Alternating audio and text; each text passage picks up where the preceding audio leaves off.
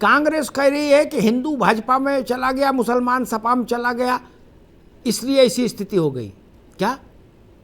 तो मुझे चुनाव की विश्वसनीयता पर एक और प्रमाण मिल गया कि चुनाव भारत में कितना पवित्र और पारदर्शी है। क्या कांग्रेस को 2% वोट मिला, 2.1 समथिंग, ठीक। हिंदू मुसलमान छोड़ने के बाद बचता ही 2% होगा कुल, कोई इतना भी ना हो जनसंख्या का, अगर हम लोग क्लासिफिकेशन करेंगे। आशीष चतुर्वेदी जी, देखिए पता नहीं हमारे कांग्रेस के मित्र कैसी बातें कर रहे हैं आज। थोड़ा सा और गंभीरता से सवालों के जवाबों को देना चाहिए, मैं उनसे यही आग्रह करूंगा। और कोई भी ऐसा बयान ना दें जिससे जो एक सीट है अगली बार कहीं उस पर संकट के बादल ना मंडरा जाएं तिवारी जी के लिए आपके बयानों से। तो इस तरीके की बातों को छोड़ करके मैं समझता हूँ जो एक बात उन्होंने बहुत सही उठाई कि देखिए आज चुनाव खत्म होता है अमिताभ जी, और डीजल और पेट्रोल के भाव भी बढ़ते हैं, और आज ही के दिन जो है 50 रुपए सीधे जो है गैस सिलेंडर पड़ जाता है। इस पे आर के मिश्रा जी से जरूर पूछना चाहूंगा कि अभी तक जो आपने रोक के रखा हुआ था इतने महीनों से कि मार्केट में अपने आप बढ़ते हैं अपने आप घटते हैं, तो आपके चुनाव खत्म होते ही जो है अब ये क्यों? जी मिश्रा जी, एक ही बात आ रही है कि चुनाव बंद महंगाई शुरू, चुनाव खत्म महंगाई शुरू। मिश्रा जी, निश्चित बात है। देखिए मैं बिल्कुल इस चीज का प्रश्न देने की बिल्कुल कोशिश कर रहा हूं मैं। हाँ। देखिए ऐसा है, इससे पहले भी हम लोगों ने कहा था जो कि जिस तरह से वैश्विक अभी परिप्रेक्ष्य चल रहा है, अभी जो वैश्विक परिस्थिति चल रही है, आप देखेंगे रूस या यूक्रेन का जो युद्ध चल रहा है, निश्चित तौर पर 27वां 28वां दिन आ जाए, वो सारा इम्पैक्ट जो है सो हर एक कंट्री के ऊपर में पड़ रहा है। और इसको मैं थोड़ा सा आग्रह करूंगा जो विधानसभा चुनाव से इसको न जोड़ा जाए। आज 80 पैसे पेट्रोल डीजल के दाम बढ़े हैं, 50 रुपये रसोई गैस के। देखिए एक पैसा भी बढ़ता है तो जनता के ऊपर में बोझ बिल्कुल पड़ता है, और जनता के ऊपर में पॉकेट के ऊपर में ही, जेब के ऊपर में ही बोझ नहीं पड़ता, बल्कि इससे फ्रेट भी बढ़ेगा, बहुत सारे हर एक चीज पर के ऊपर में इसका असर पड़ता है। इस चीज को मैं मान रहा हूं, लेकिन विधानसभा के चुनाव से इसको जोड़ना थोड़ा सा बेईमानी होगी, क्योंकि वैश्विक स्तर जिस तरह से अभी दिखा रहा है, जिस तरह से जो वैश्विक जो परिस्थितियां बन रही है, तो युद्ध के को लेकर के रूस यूक्रेन, अब यहाँ पर ये भी संभावना हो रही है। एक मिनट मिश्रा जी, एक मिनट फिर आप बोलिएगा। जी यूक्रेन और युद्ध और रूस की जो लड़ाई हुई ना, इससे बहुत पहले ही भगवान की असीम अनुकंपा से, परमपिता परमात्मा की असीम अनुकंपा से भारत के हर शहर में डीजल पेट्रोल 100 पार कर गया था। यूक्रेन रूस तो बाद में लड़े। बिल्कुल बिल्कुल। अब बताओ, गंज डुंडवारा में, एटा में, इटावा में 100 रुपया लीटर तेल भरा के आदमी क्या खाएगा, क्या बचाएगा, क्या जिएगा, क्या मरेगा? ठीक बात है। चाहे रूस लड़े, चाहे पाकिस्तान लड़े, चाहे यूक्रेन लड़े, चाहे कांगो लड़े, उससे क्या लेना देना वहां गरीब आदमी को?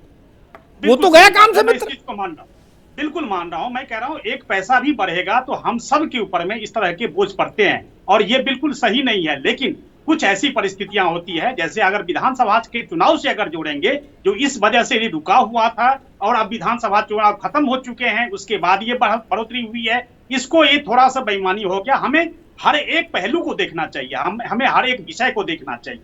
मैं इस चीज को जरूर मान रहा हूं जो कि अगर एक पैसा बढ़ता, मैं फिर रिपीट कर रहा हूं अमिताभ जी, अगर एक पैसा भी बढ़ता है तो ये हम सब के ऊपर में एक बहुत बड़ा बोझ होता है, निश्चित बात है। लेकिन हमें सब कुछ को नजर में लेते हुए, देखते हुए हर एक चीज का निर्णय करना पड़ता है। क्यों? क्योंकि देश को का जो अगर आप देखेंगे जो वैश्विक स्तर पर इतनी चुनौतियां होने के बावजूद अगर हम उस लेवल पर अपने आप को ले जाने की कोशिश करेंगे तो निश्चित तौर पर इससे थोड़ा सा 2-4 होना ही पड़ेगा।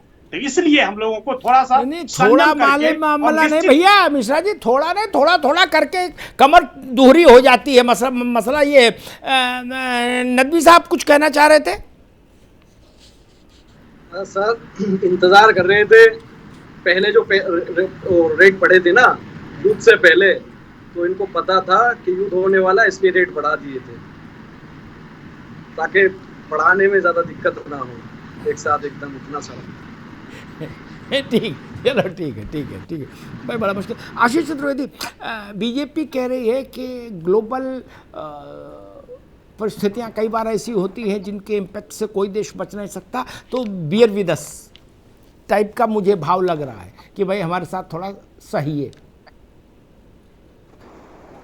नहीं अमिताभ जी, ये तो बिल्कुल गलत बात है कि जब आप विपक्ष में थे तब तो आप 50 पैसे पे भी आपके सब नेता जो है वो सड़क पे होते थे। मुझे याद है 2014 में मैं जानना चाहूंगा कि मिश्रा जी आप जनता को बताएं कि गैस का सिलेंडर 2014 में कितने का था। आप बताइए मिश्रा जी, मैं नहीं बताऊंगा, आप बताइए, अपनी जुबान में बता दीजिए कि 2014 में गैस का सिलेंडर कितने का था और आज की तारीख में 2000 भाई आज की तारीख में दिल्ली में 1000 रुपए में 51 रुपया कम का पड़ रहा सिलेंडर।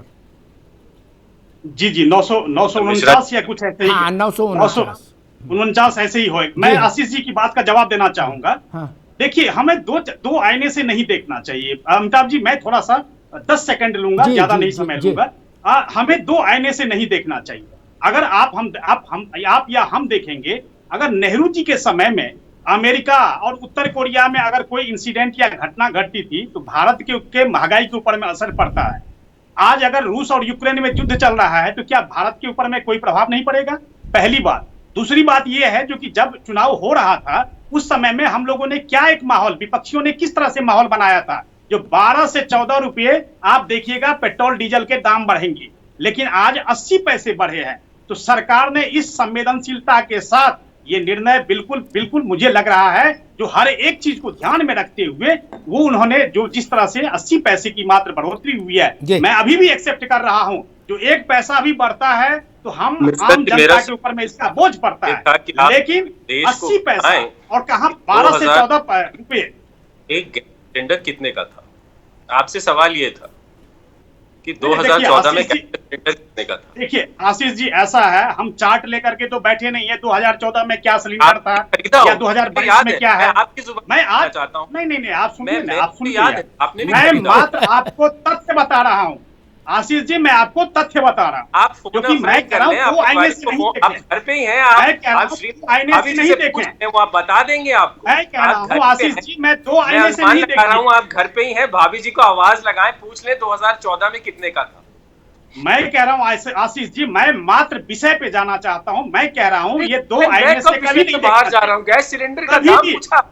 मैं कह रहा हूँ दो आईने से नहीं देखना चाहिए, 2 चश्मे से नहीं एक ही आईने से देख रहा हूँ। एक ही चीज कहना चाह रहा हूँ, एक ही आईना है, बस एक ही आईना है। आप बता दें कि 2014 में कितने का था। मेरा एक बहुत सिंपल सा सवाल था, आप बता दें। ठीक है, अगले डिबेट में मैं आपको बता दूंगा जो कि कितने का 2014 में था, 2022 में कितने का है। आप अगले डिबेट में बताते हैं, उधर वो ओवैसी साहब 2027 में बताते हैं, तो इस डिबेट में हम लोग बैठे ही क्यों हैं? सब कुछ तो आगे ही है, सब भविष्य में। मैं कह रहा हूँ ना, मैं कह रहा हूँ आप 2014 की अभी बात कर रहे हैं। आप नेहरू जी तक चले गए थे, अभी आप 2014 की कीमत पे नहीं जा रहे हैं। अभी आप नेहरू जी तक चले गए। बता रहा हूँ। जैसे आपने कोरोना वैक्सीन को एक बीजेपी की वैक्सीन बताई थी, आज वही कोरोना वैक्सीन कवच का काम कर रही है। उस चीज को बधाई हो, लेकिन जो पूछा है वो तो बताइए। आ जाएगा जब आप बधाई देता हूँ आपको, तब ये आप अरे सब समझ में आ गया है, लेकिन अगर आप जितना सवाल को टालेंगे उतना ही आप अपने लिए दिक्कत कर रहे हैं। मैं सवाल टाल नहीं रहा हूँ, सवाल से कितना बचेंगे तो देख रहा है, अभी हंस रहा है बहुत बुरी तरीके से। जैसे आप सीधे जवाब दे दीजिए, जैसे आप सीधे बताइए कि 2014 में कितने का। इसी तरह से आपसे मैं अपेक्षा कर रहा हूँ, ये कोरोना वैक्सीन तो बीजेपी का वैक्सीन बताने वाला, आज वही कोरोना वैक्सीन आज कवच का काम कर रहा है। ठीक है, मान लिया भाई, मान लिया। आप क्यों महंगाई पे सवाल देश कितने बढ़ रही है महंगाई, ये महंगाई देश कितने बढ़ रही है, महंगाई देश। अरे भाभी जी से पूछ लीजिए, हम कह रहे हैं आप घर में बैठे हैं, आप पूछ नहीं रहे, आप पूछ ही नहीं रहे। आवाज लगाइए भाभी जी को, ऐसे जोर से पूछ लीजिए चैनल पे। आशीष जी, ये बीजेपी की वैक्सीन है, ये बीजेपी की वैक्सीन है क्या? ये कोवैक्सीन कोविशील्ड क्या बीजेपी की वैक्सीन है क्या? वैक्सीन भाई साहब, वैक्सीन से गैस, थोड़ा गैस का चूल्हा अच्छा एक मिनट रुकिए, मैं सारे राजनीतिक मित्रों के लिए एक बात कहता हूँ। एक मिनट रुको भाई, एक मिनट रुको, नदवी जी रुकिए। मेरी बात थोड़ी ज्यादा कड़वी है, लेकिन सारे राजनीतिक दलों को उस पर सोचना चाहिए। यानी 900 रुपए का सिलेंडर 5 राज्यों के विधानसभा चुनाव से पहले था, अगर अब 950 को हुआ है, 1 रुपया कम। ठीक, तब जब वोट पड़ रहा था 5 राज्यों में तो 900 का सिलेंडर था ना। बेसिक प्राइस बता रहा हूं, स्टेट ड्यूटी व्यूटी मिला के ऊपर नीचे 10-5 रुपया होता है, वो इश्यू नहीं। ठीक ना। जब चुनाव की घोषणा हुई थी, आचार संहिता लगी थी, उस वक्त देश के हर राज्य में 100 के पार था डीजल पेट्रोल, नहीं था क्या? मुफ्त मिल रहा था, कहीं रुपया 2 रुपया मिल रहा था क्या? और ये बात ऐसा नहीं कि केवल नदवी को मालूम थी कान में, या त्यागी जी को, या आशीष चतुर्वेदी को, या आर.के. मिश्रा को चुनाव के बाद दाम बढ़ेंगे। ये ननकू को भी मालूम था, रज्जाक को भी मालूम था, ऑटो चलाने वाले को भी मालूम था, मूंगफली बेचने वाला भी जानता था, सब्जी बेचने वाला भी जानता था कि भैया चुनाव तक है, भाई साहब फिर तो बढ़ना ही है, हमें पता है। तब वोट हुआ ना। अब इस वोट की मैं व्याख्या कैसे करूं?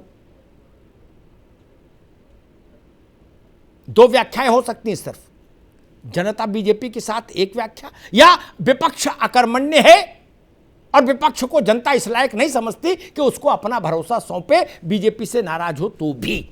तीसरी कोई व्याख्या नहीं हो सकती, चाहे दिन भर गाल बजाओ चाहे रात भर गाल बजाओ।